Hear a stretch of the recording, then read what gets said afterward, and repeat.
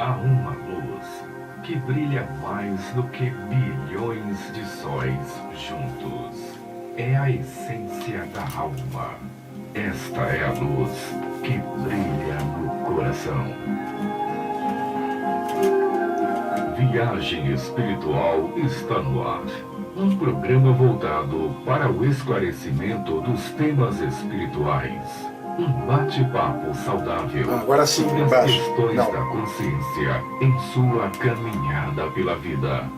Uma viagem espiritual nas ondas da Mundial. Apresentação do escritor e professor Wagner Borges.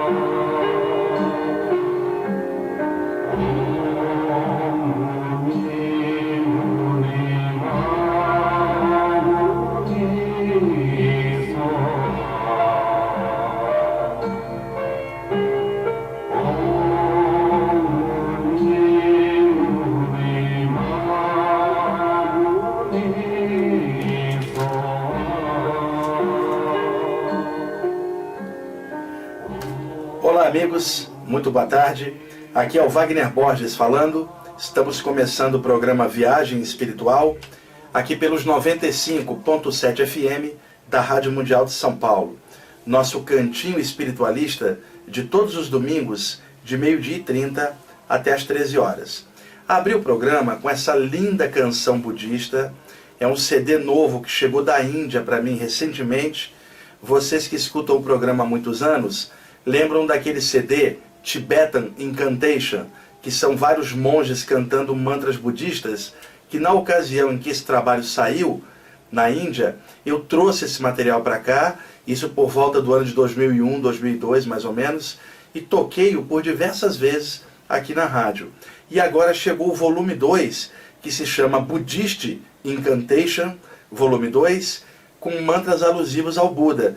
Vocês estão escutando um mantra do Buda que diz assim: Teyata Om Muni Muni Maha Muniye Soha. Teyata é uma forma carinhosa de você chamar o Buda. Muni significa sábio e Maha significa grande. Então quando fala Mahamuni, grande sábio. Então repete a palavra Teyata, o mantra Om, que é a vibração universal, e se fala Muni Muni, quer dizer, sábio, sábio, Mahamuniye, grande sábio, Soha, Soha é que assim seja. Então é muito bonito, é um mantra de evocação da sabedoria do Buda. Muito fantástico. Gina, deixa eu passar mais um trechinho, rapidinho.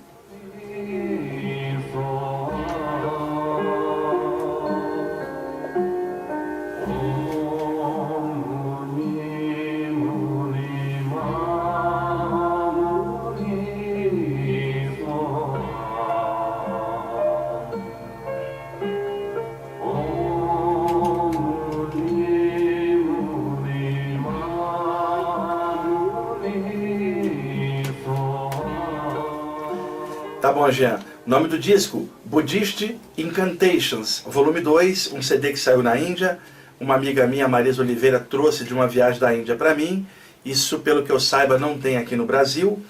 Assim que eu cheguei aqui, mostrei para o Evaldo Ribeiro, que ficou louco com esse material. Mostrei para o Jean também, e eles já copiaram o CD para eles do computador para ouvir depois, porque eles gostam bastante do volume 1, que é o Tibetan Incantation, tá bom? Eventualmente, eu vou fazer um especial com esse CD aqui, Jean.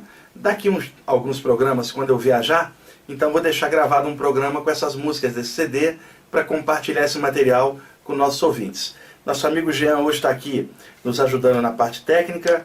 Programa feito ao vivo aqui, agora 12h35, aqui na Avenida Paulista. E hoje eu quero comentar com vocês alguns ensinamentos oriundos das escolas herméticas da antiguidade. Eu hoje estava revisando um caderno antigo com material de preceitos herméticos, ensinamentos que eram ventilados na Grécia Antiga e também no Egito Antigo, dentro da tradição hermética daquelas culturas na Antiguidade. Ensinamentos atribuídos ao sábio Hermes Trismegisto, que é o nome que os gregos deram, corporificando, deificando a divindade antiga dos egípcios chamada Tote, que era o escrivão celeste, que representava os mestres espirituais, os hierofantes, os mestres que iniciavam os discípulos, os neófitos, na tradição hermética, iniciando-os nas escolas de mistério e aprofundando suas consciências dentro do estudo espiritual. Naquela ocasião, se considerava que o estudo espiritual era a coisa mais profunda que tinha, e havia um preceito, na verdade uma regra, que dizia o seguinte: conhecimento profundo não cabe numa mente rasa, e um grande amor não cabe num coração medíocre. Então, o conhecimento espiritual não era dado para todas as pessoas em aberto. A pessoa precisava passar por um conjunto de provas, chamadas por então iniciação, e se ela passasse por essas provas, seria então iniciada e aprofundada nos mistérios, nos grandes arcanos espirituais. Acontece que a expressão iniciação e a expressão iniciado, ambas provêm do verbo inir, que significa ir para dentro. Ou seja, inicialmente, ir para dentro do templo, onde você será iniciado por um mestre. E, numa escala maior, ir para dentro do próprio coração, que seria praticamente o verdadeiro templo das pessoas. Então, inir, ir para dentro, o autoconhecimento, a entrada na câmara secreta do coração, através da iniciação, que era típica daquelas tradições antigas. Então, eu estou com um caderno aqui, onde eu fiz várias aulas ao longo dos anos, explicando para as pessoas esses mecanismos herméticos de outrora. Então, aqui tem um The Best, uma seleção desses ensinamentos que eu quero compartilhar para vocês. São ensinamentos que normalmente eram ventilados dentro desses contextos herméticos ocultistas clássicos, mas que até hoje, fragmentos dessa sabedoria também são compartilhados dentro dos templos ocultistas de atualmente. Por exemplo, dentro da Ordem Rosa Cruz, a Amorque, dentro da maçonaria em alguns grupos dentro da ordem martinista e diversos grupos ocultistas clássicos, sadios, que nós conhecemos, que fazem um trabalho de bastidores espirituais muito bom, irradiando pensamentos sadios para a humanidade, fazendo suas práticas silenciosas e abraçando a humanidade em silêncio. Então eu trouxe uma seleção de preceitos herméticos contendo ensinamentos que eu vou desdobrá-los numa linguagem comum, normal, como é típica do meu trabalho e do nosso programa, tentar fazer uma releitura espiritualista moderna, atual, com uma linguagem que todas as pessoas entendam. Isso não significa rebaixar a ideia espiritual ou consciencial de forma alguma, porque significa que existe a habilidade e a didática de pegar uma temática profunda, consciencial, e transformá-la numa linguagem natural, para que seja fácil o entendimento das pessoas, para que elas possam aprofundar então a partir de uma base. Não adianta nada criar nomenclaturas complexas, sejam herméticas por um lado, sejam conscienciológicas por outro, ou psicológicas de outra maneira, ou espiritualistas de outro tanto, se isso complica o entendimento da população, que é quem realmente precisa de aprofundar a informação para crescer e assim o mundo melhorar. Então, um dos trabalhos espirituais que eu faço, meu trabalho, minha programação existencial, e eu lembro o que eu planejei antes de descer aqui na Terra, eu sei o que eu estou fazendo, e só eu sei, nenhum outro grupo ao qual eu tenha participado, nenhuma pessoa que conviveu comigo tem noção daquilo que eu vim fazer.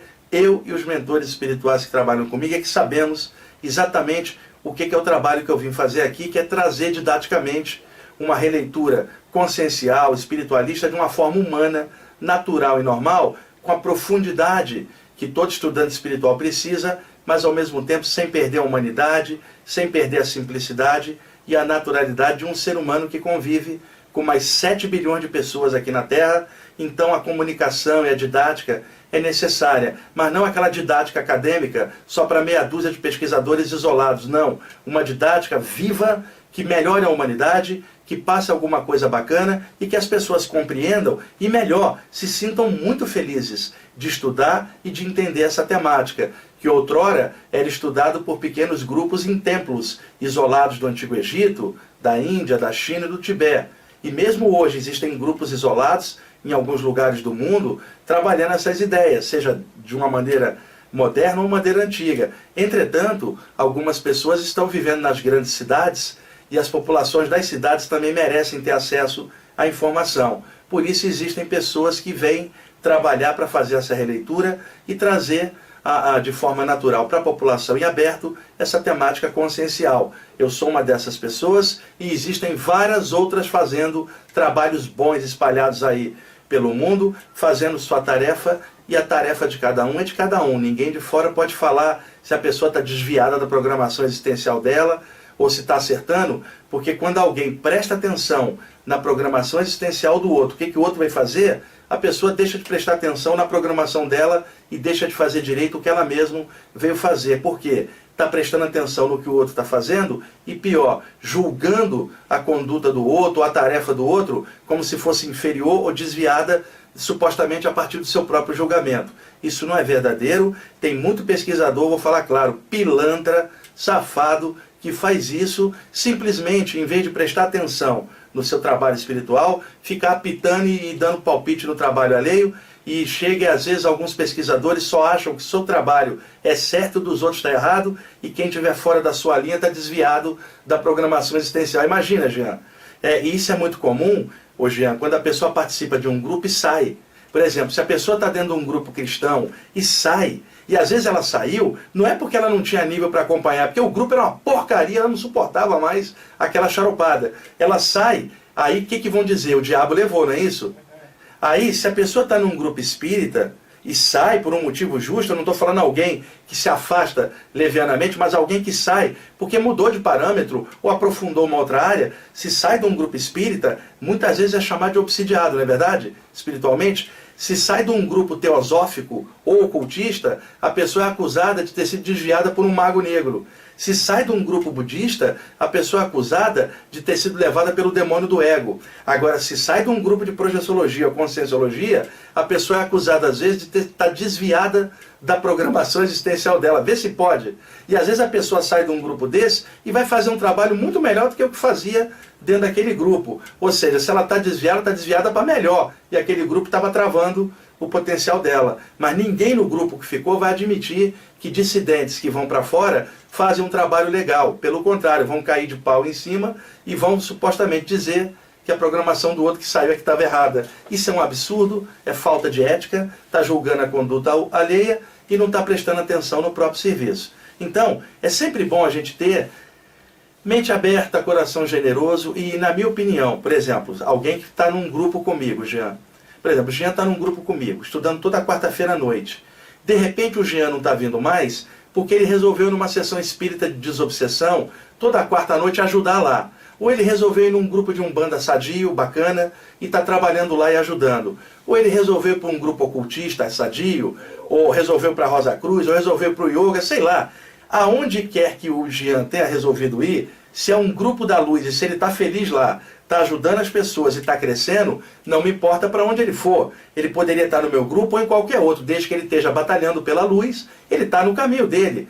Agora, o problema é quando a pessoa abandona, às vezes, a tradição espiritual que ela gosta e vira materialista, ou vai virar um religioso fanático e nega toda a espiritualidade anterior. Aí é diferente. Mas nós estamos falando de pessoas que, às vezes, saem de um trabalho porque sua afinidade é com outra linha de trabalho. E se ela está trabalhando pela luz num outro lugar, não interessa que é outra linha. Se ela está na luz, está no bem, está dentro da faixa da verdade e do bem comum. Então, se o Jean está no meu grupo, foi para um outro grupo e está feliz lá, eu não vou dizer que ele está desviado porque ele saiu. Ainda mais se ele está trabalhando e está feliz no outro lugar.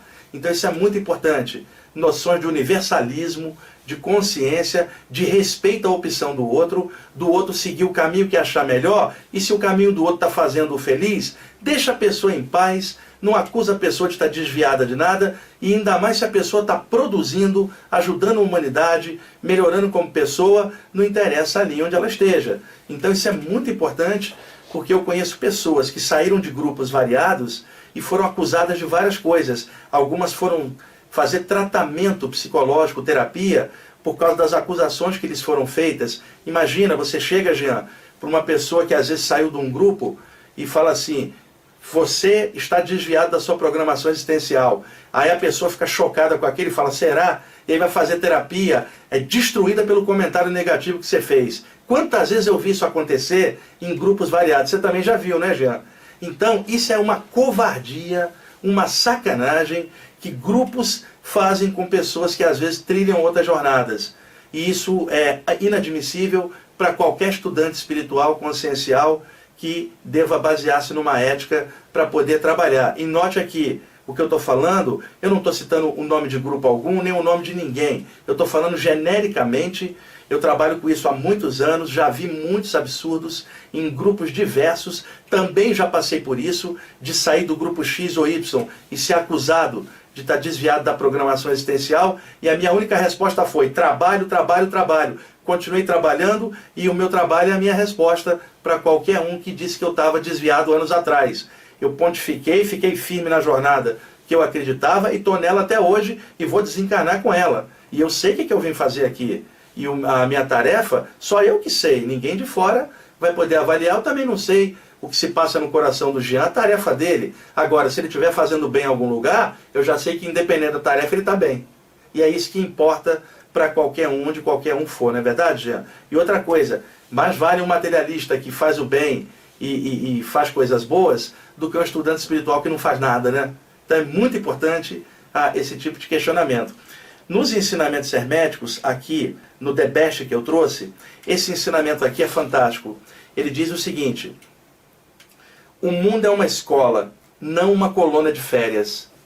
Quantas vezes eu ouvi, Jean, gente dizendo assim: eu não desci aqui para trabalhar nem para ralar, eu estou aqui de férias.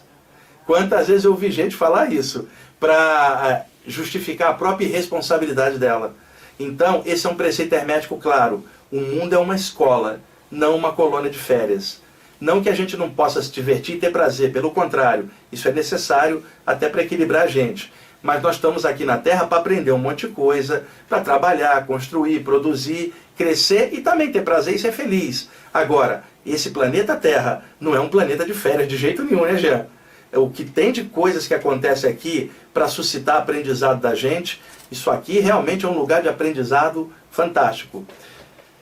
Outro ensinamento. Os sábios espirituais afirmam que a vida tem um propósito transcendental, que ultrapassa o conceito simples de evolução material, e que este consiste em poder aproveitar as experiências cotidianas, extraindo delas as lições e ensinamentos que ampliam o nível de consciência e permitam evoluir espiritualmente. Ou seja, o ensinamento dos sábios espirituais informa que a vida não é feita só de matéria, e que viver não significa apenas comer, beber, dormir, copular e morrer sem sentido. Viver também significa pensar, sentir, evoluir, crescer, questionar, observar, expandir e tocar a bola para frente e desejar, acima de tudo, evoluir, crescer. Tomara que eu, Jean, você, ouvinte, que no momento da nossa morte, o momento final, o momento da nossa saída, partida do plano físico, nós estejamos melhor do que na entrada pelo nascimento, Jean, para que a vida tenha valido a pena para a gente. Dizer o seguinte: estou no momento de ir embora, reencarnei há tantos anos lá atrás, e agora que eu estou indo embora, eu estou saindo da Terra melhor, enquanto ser em evolução. Então, gente, não almeja ser um mestre, que vai ser muito difícil numa vida, mas quem sabe você mesmo melhorado. Isso dá. O Jean melhorado, eu melhorado, não como mestre, coisa nenhuma, mas como ser humano feliz, equilibrado, íntegro, como espírito reencarnado, saudável, valoroso, que aproveita a experiência na Terra para crescer. Outro ensinamento muito importante diz o seguinte: só se pode trilhar a senda espiritual com os pés luminosos. Ou seja, só se pode andar na senda espiritual se você tiver pegadas luminosas. Por que esse ensinamento é sério? Porque muita gente entra no estudo espiritual, numa senda espiritual, com os pés cheios de ódio. Imagina, Jean, alguém que estuda a parte espiritual com desejo de vingança no coração. Quer dizer, ela está pisando a senda espiritual com pés escuros, de ódio, de vingança. E isso é hipocrisia, porque essa senda espiritual não permite desejo de vingança nela, nem pessoas medíocres sujando a senda espiritual com passadas escuras e maldosas. Outro ensinamento maravilhoso é esse: o discípulo precisa compreender que está num colégio com professores invisíveis e que o real propósito da vida é o aperfeiçoamento espiritual. Os que pervertem o caminho e convertem a magna aula da vida em um campo de batalhas ou em um simples mercado de ilusões precisam repetir o curso vital indefinidamente, reencarnando e recebendo sanções progressivamente mais duras por sua própria irresponsabilidade. Ou seja, quem aprontar, quem fizer maldade, principalmente dentro de um contexto espiritual, e corromper a espiritualidade, corromper a luz por coisas do ego e de maldade, vai sofrer sanções espirituais kármicas pesadas. E é óbvio que eu sei que tem muita gente que não acredita nisso, só que eu já vi muita coisa espiritual que confirma mesmo: a gente planta, a gente colhe. Pode ser que às vezes o que você planta aqui na Terra não dê tempo de você colher nessa vida. Agora, do lado de lá, no plano extrafísico, você vai ver o que você fez. E a consequência virá em você e também em próximas existências. Ninguém escapa das leis de causa e efeito, que não são leis moralistas ou religiosas. A lei de causa e efeito é uma lei igual da natureza, é igual à gravitação da Terra, a rotação do planeta, igual às leis universais. Tem a lei da gravidade, a rotação planetária, tem a lei do karma. Tudo o que a gente faz gera uma ação e uma ação gera uma reação correspondente. Espiritualmente isso é fato, porque às vezes a gente gera uma ação durante a vida e antes que a reação ocorra, a gente desencarna. Então a reação virá mais à frente. Então, sanções progressivamente mais duras pela irresponsabilidade das pessoas dentro da caminhada espiritual. Outro ensinamento maravilhoso: o estudante espiritual pode chegar a ser professor ou mestre, mas sempre será pupilo de outras consciências mais avançadas. Jean, por mais avançado que alguém seja, tem sempre alguém mais avançado, até a gente chegar em Deus, que não tem ninguém mais avançado. Então alguém pode ser mestre de um grupo e ao mesmo tempo, diante de outro mais avançado, ele é pupilo e discípulo. Conclusão: nós somos mestres para alguns e somos discípulos para outros. E nessa troca todo mundo vai crescendo. Agora, no final das contas, todo mundo é discípulo de Deus. que é o grande mestre, o grande hierofante, o grande iniciador de todos. Como era chamado no Antigo Egito, o todo que está em todas as coisas, né? Outra coisa, os guardiões das esferas astrais. Para cada subplano extrafísico, há guardiões compatíveis com as energias daquele clima. E nem sempre um guardião é leve e etéreo, mas todos eles operam sob as leis das hierarquias espirituais. Já, meu amigo, existem guardiões espirituais em planos elevadíssimos e existem guardiões espirituais em planos trevosos pesados. Eles trabalham ocultamente ali, percebendo quem já está no ponto de sair daquele lugar e ascender. Guardiões que às vezes trabalham nas trevas, segurando a barra de diversos grupos espirituais e que nós nunca vemos. Espíritos que trabalham sob uma hierarquia. Grandes mestres, numa escala hierárquica, vão ordenando até chegar nesses guardiões que trabalham em submundos, como por exemplo na Umbanda, os Exus de lei, os Exus ali que batalham por objetivos nobres em áreas pesadas, são guardiões tão bons quanto os guardiões que estão nos planos mais avançados. E a tarefa deles é tão digna quanto, apenas ocorre num plano mais denso, e isso acarreta proteção para a gente que está trabalhando aqui com a parte espiritual. Por isso que a gente tem que ter mente aberta e honrar aqueles mestres espirituais elevados e honrar esses outros mestres secretos que trabalham nas trevas, protegendo a nós todos e segurando uma bucha danada para segurar a barra dos espiritualistas. E os danados espiritualistas, às vezes, com preconceito contra esses seres espirituais que seguram a barra lá embaixo. Então, eu quero honrar esses seres aqui também e agradecer ao todo pela oportunidade de estudar essas coisas e de aprofundar e estar feliz da vida estudando isso tudo. O nosso tempo já está chegando. Passou rápido, hein, Jean? Você adiantou o relógio? Você aprendeu isso com o Evaldo, não foi? É que o papo tá bom? Eu espero dar sequência no próximo programa a essa temática mais hermética, com esse debate dos ensinamentos, e na semana que vem eu vou trazer os ensinamentos do mestre Mikhail Ivanov, para fazer uma releitura aqui também dele e contar algumas coisas sobre ele. Tá bom? Jean, obrigado aí pela ajuda. O CD que nós abrimos o programa, Buddhist Incantations Volume 2, que vocês estão ouvindo aí de fundo os mantras budistas. Obrigado pela audiência. Semana que vem a gente volta.